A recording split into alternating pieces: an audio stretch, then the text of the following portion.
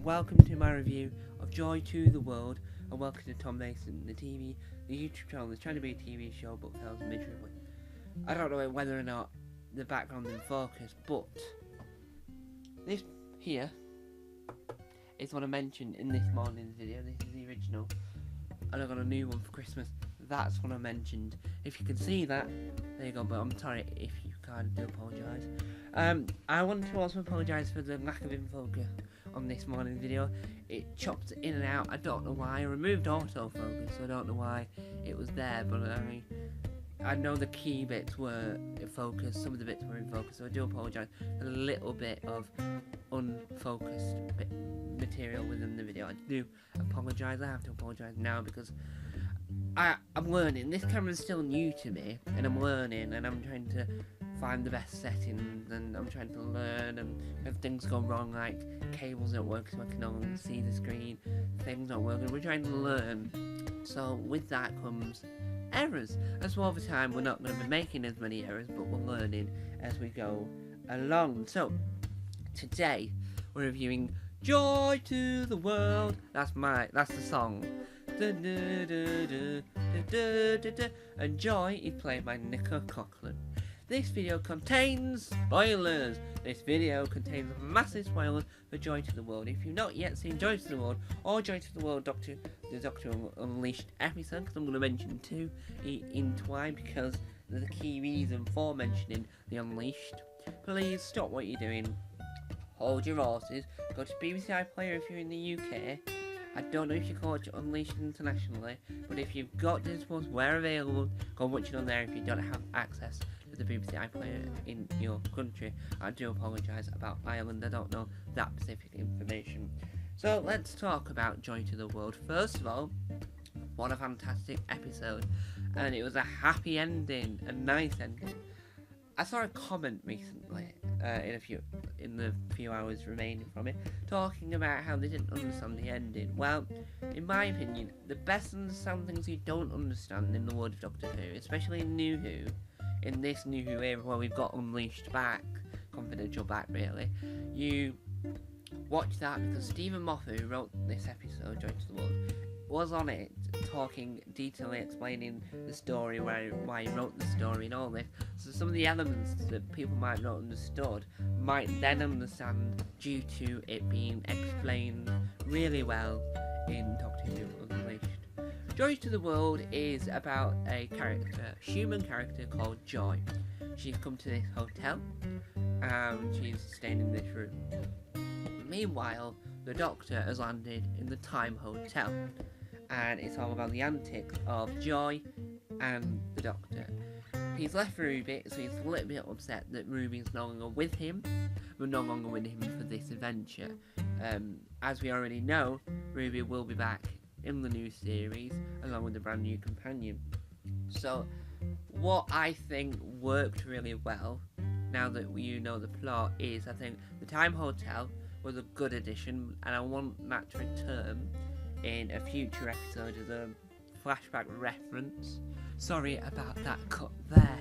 So overall, I think the episode was incredible, and I think that Joy is a fantastic new character that should 100% return in the future as like a reference point. So obviously, if you've seen the ending, spoiler warning, that won't be possible. I think the ending was beautiful and a good farewell to it.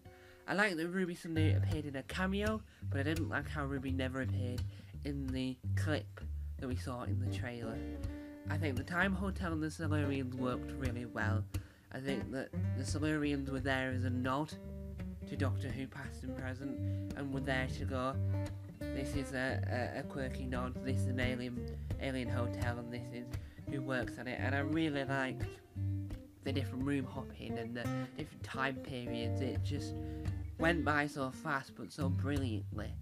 And I think that even though it started out as a villain, this briefcase, I think turned it into a good because it realised with its last host who was connected to it, it realised that it needed to be a force for good, and it was a villain that had redeemed itself. And I think that works really well in Doctor Who, is that if a villain redeem themselves. It means that they care and they're involved in change. It's like A Christmas Carol.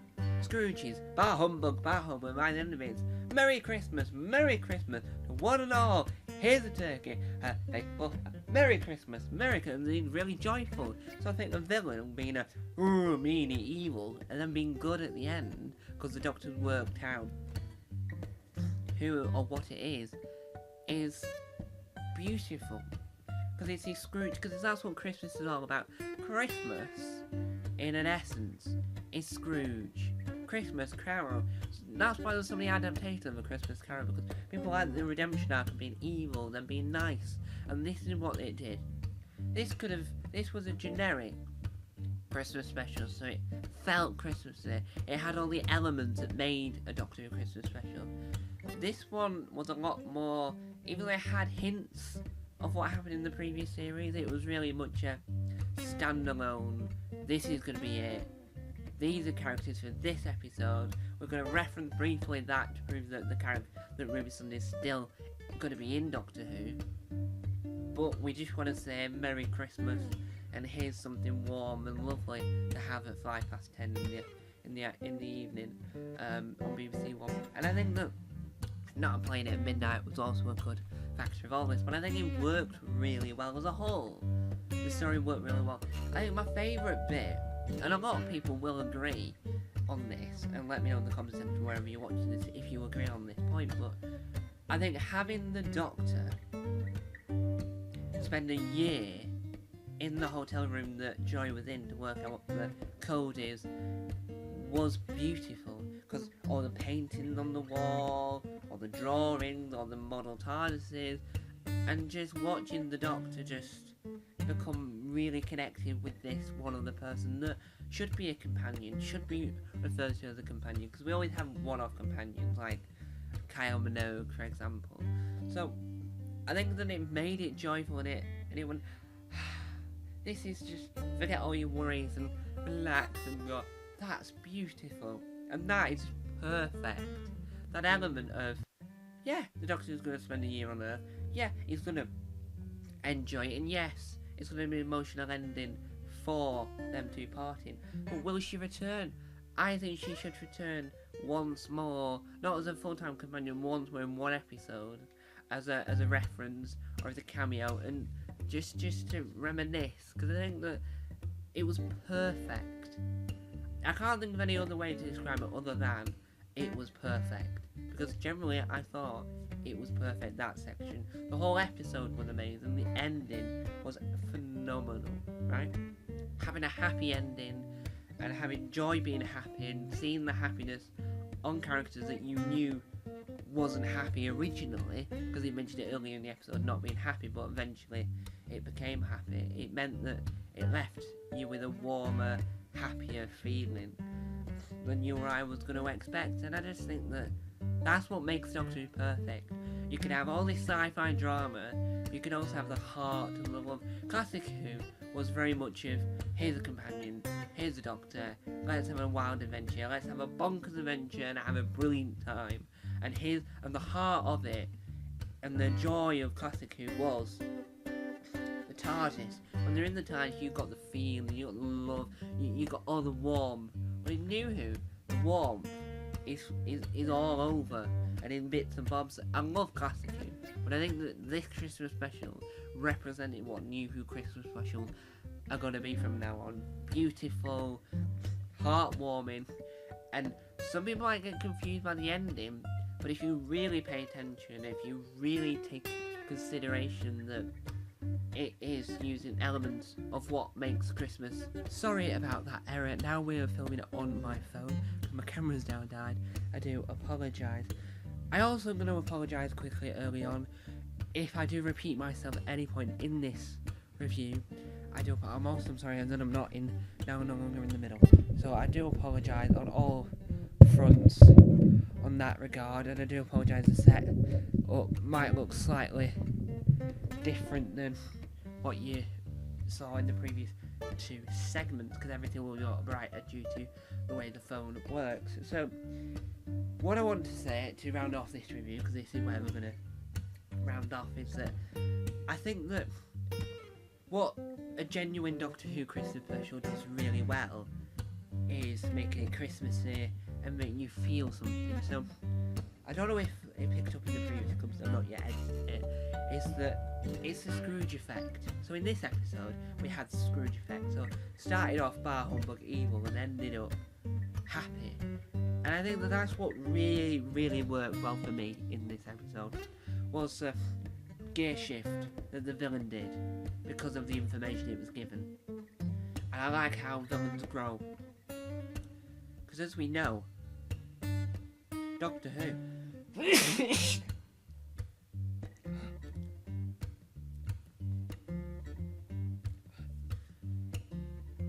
because as we know, the Doctor doesn't really like killing, he doesn't like using weapons, so having the element of surprise, having the element of redemption, I think, as a whole, and you can probably disagree with me, and you are allowed to disagree, is that's what I think that makes this incredible, is the redemption between the good, the evil, and becoming good, then becoming evil, then good, and the fact that the one thing that people are not getting, and that I think that needs to be addressed, is the fact that we didn't know who the villain was. We didn't know what the villain was, or even if it was a villain.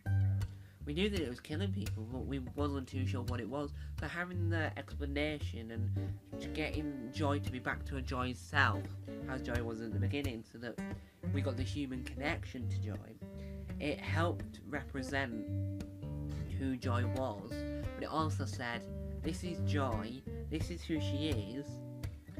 Now she's attached to this machine, she will die, but we're going to make her feel safe, we're going to make her feel happy, we're going to try and solve this before she does. And that's the redemption, is I think that what worked the best. Overall, I thought the episode was lovely, gorgeous, and just out of this world. I think Stephen Moffat did a brilliant job, and him explaining it on Doctor Who Unleashed worked really well, because it helped just fix a few things that might have not made clear sense at the time, but now have, and that's why I'm not going to mention them, because I've since watched Unleashed and felt now it makes more sense, because everything doesn't matter if you don't get it. Once you hear the meaning from the creator, then you understand why it's the way it was and why it had to feel the way it did. And I think that just enhances how beautiful and how amazing Doctor Who is as a programme. I just love that, and I just love everything about it. And so, overall, I thought the episode was amazing. I liked how Joy and her mother reunited and made that happy, and I liked how it was because of the killing it did, it made itself aware of what it was doing, and it made itself aware that it was good in this world. The Silurians were amazing, everything about it was amazing, and as I said in my review, as I said earlier, my favourite part was the middle, when the Doctor spent the year on Earth. Hopefully she returns for a brief cameo, and hopefully we see more of that hotel room in more merchandise and more book related mediums, or we see that character return for Big Finish when Big Finish get the rights to the current era of Doctor Who. But overall, I think Joy to the World was definitely joyful, and I think it definitely screamed Christmas, and it made my Christmas even more lovely than it already was. So, there you have it. Thank you guys for watching. Come on, bye!